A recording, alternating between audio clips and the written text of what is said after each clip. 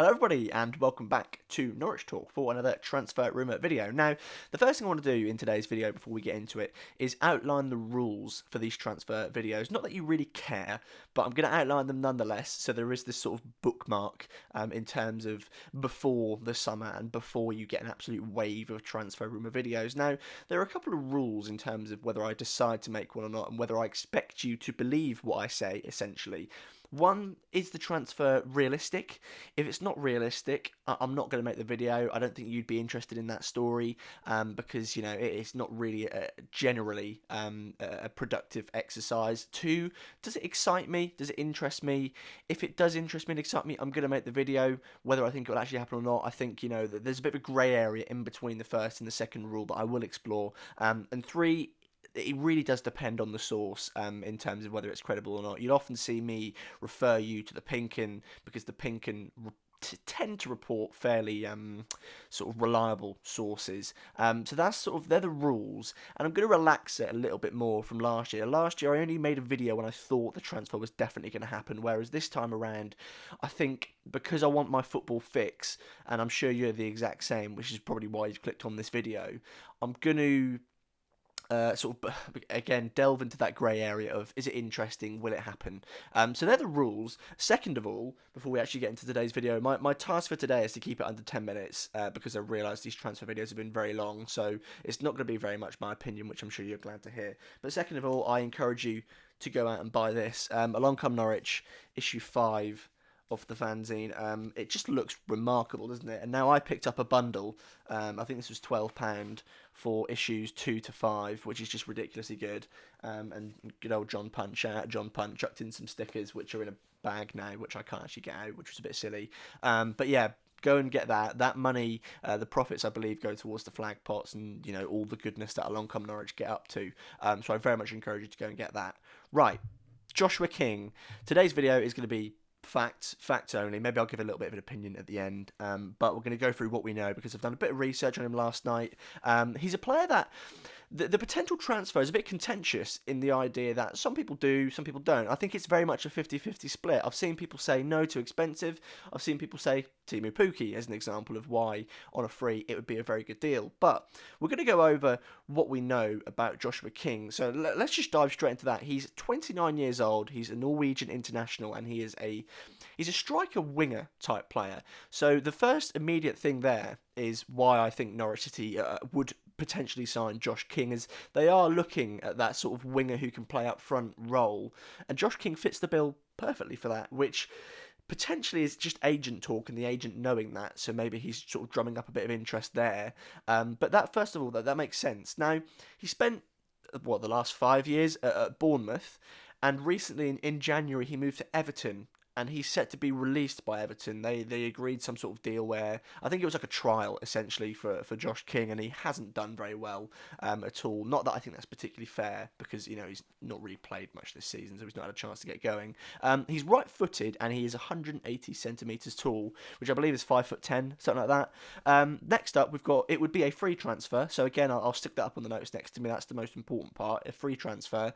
But there is a question mark over what the wages would potentially be, because this is a guy who's been playing Premier League football for quite some time now, had a lot of Premier League success personally as well, and now he's Everton, and I can imagine the wages, and I'm not going to mention numbers, but I can imagine they would be fairly hefty.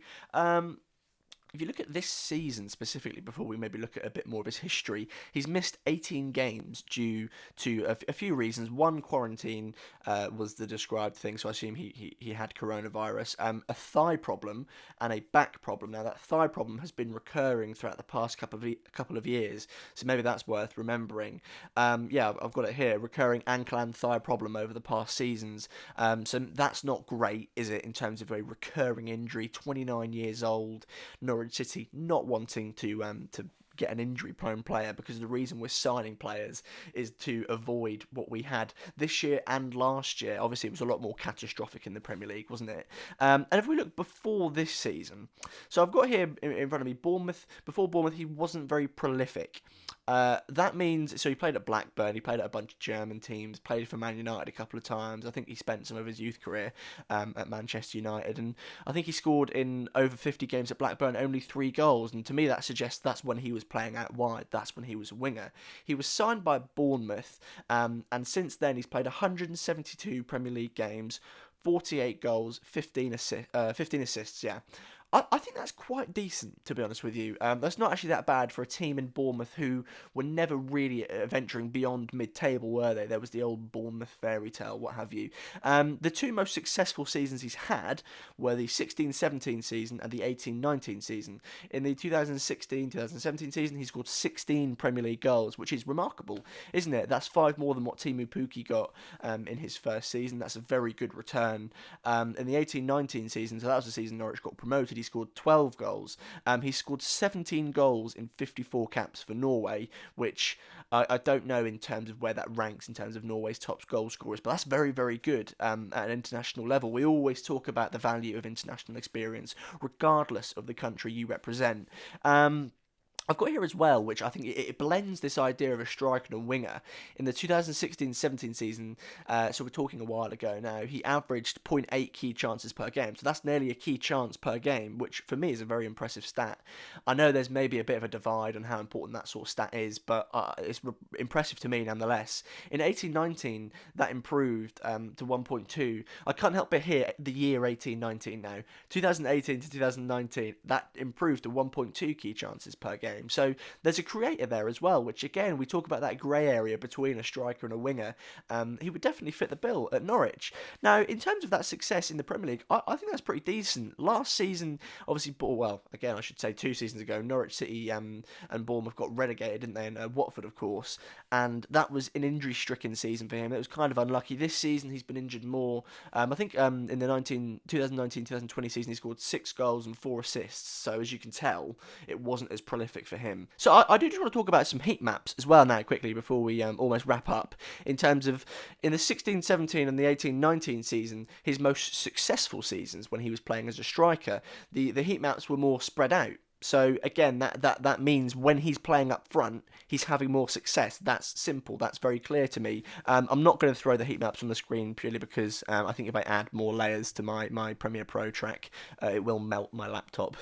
So we'll leave that alone, and you'll have to take my word for it. At Blackburn, his heat map, and I looked at this very sort of precariously. I don't know if that makes sense. I don't know if that's the right use of that word. We'll find out, won't we? But it was very much on the left. And again, as we mentioned, he wasn't very prolific in those seasons. So when you're playing up front, when he's playing up front, he's prolific. And he has been prolific over a few seasons as well, which is impressive, isn't it? So I think he's a decent player. I think we can gather that.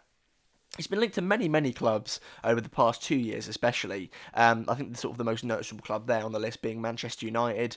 Obviously, as I mentioned earlier, he spent some time there as a young player. I think he went back as well, but I believe it was June 2020, July 2020, that sort of time when he was being touted with a move to Manchester United.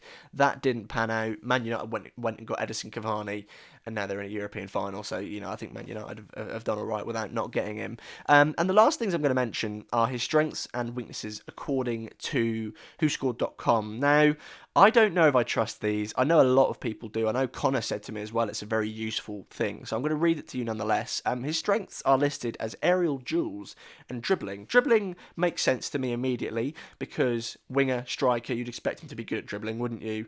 And aerial duels surprised me for someone who's 5'10".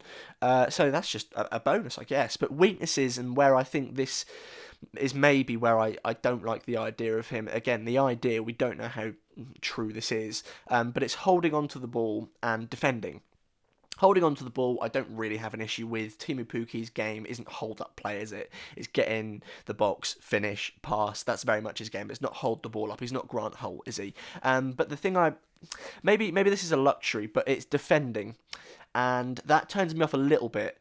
That was that's a weird way to phrase it, wasn't it? But it does. And it's the idea of, like, Teemu Pukki, for example, is always tracking back, isn't he? He's always getting back, always putting that extra effort in.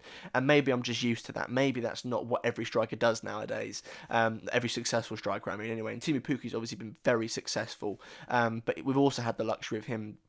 It's just caring. It's passion, isn't it? It's not wanting your team to concede. Whereas, apparently, according to WhoScored.com, that's not what Josh King gets up to. Now, do I think Norwich City should sign Josh King? I don't know.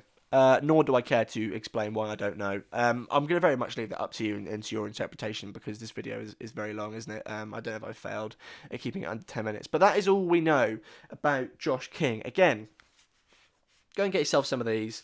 There'll be more transfer rumour videos to come. If you could leave a little thumbs up on the video, that'd be very, very much appreciated. To those who have watched the review so far, thank you very much. We've got 2 more episodes to come. 2 very, very good episodes, might I say, 2 podcasts that are on my top 5 podcasts that I filmed. They were just so fun. But yeah, that is everything. If you could subscribe as well, give that bell a little tickle to let us, to let you know. Sorry, I very much know when we're uploading, but to let you know when a video has been uploaded. So until next time, I'll see you again very, very soon.